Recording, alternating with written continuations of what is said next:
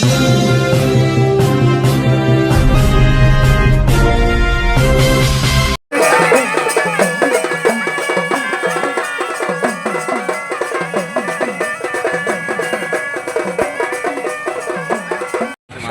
शेवाळे, जिल्हा परिषद प्राथमिक शाळा मिरशेत, तालुका कळवत, जिल्हा नाशिक येथे नुकताच 4 महिन्यापूर्वी मुख्याध्यापक पदाचा चार्ज स्वीकारला। 4 महिन्यापूर्वी जेव्हा परिस्थिती होती ती नामनिराळी होती, त्या मागच्या गोष्टीचा उल्लेख करण्यापेक्षा 4 महिन्यानंतर आम्ही काय केलं हे आम्ही सांगू शकतो।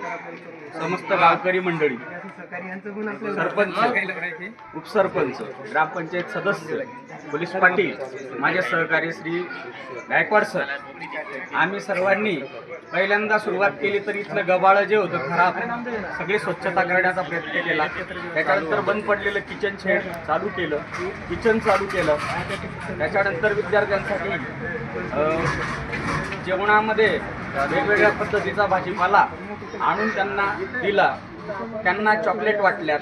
त्याच्यानंतर आम्हाला मुलांची संख्या खूप कमी होती, म्हणून आम्ही प्रत्येक अंगणवाडीला, म्हणजे हे गाव आहे गुजरात राज्याच्या सीमेवर आणि अतिशय टोकाचे गाव आणि छोट्या छोट्या डोंगरदऱ्यामध्ये छोटे छोटे पाडे, चापापाडा आहे, चिकारपाडा आहे, बोडकी आहे, राठी आंबा आहे, गदड्याचा पाडा आहे।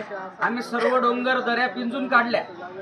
मी आणि माझे सहकारी मोटरसायकलवरती गेलो, त्या अंगणवाड्यांना भेट दिली, प्रवेश पात्र विद्यार्थी किती आहेत त्यांची यादी मिळवली।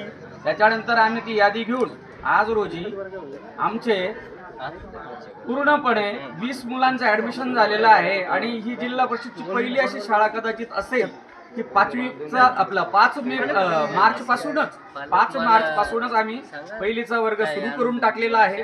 गावकऱ्यांचं सहकार्य आहे। पहिल्यांदा आम्ही पालक मेळावा घेतला होता, माजी विद्यार्थी मेळावा घेतला होता, तेव्हा पण मोठ्या उत्साहात सर्वांनी सहकार्य केलं। आज पण गावकऱ्यांनी खूप मोठ्या प्रमाणात सहकार्य केलं।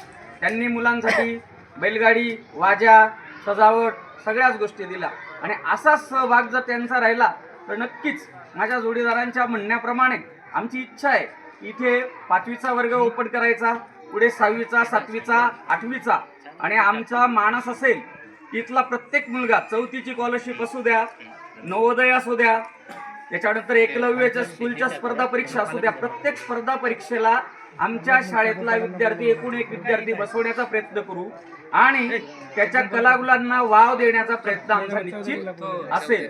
मी शाळा प्रशासनाच्या वतीने आणि तालुका प्रशासनाच्या वतीने सर्वांचे आभार व्यक्त करतो आणि असंच सहकार्य सगळ्यांचं लाभो ही एकदा विनंती करतो।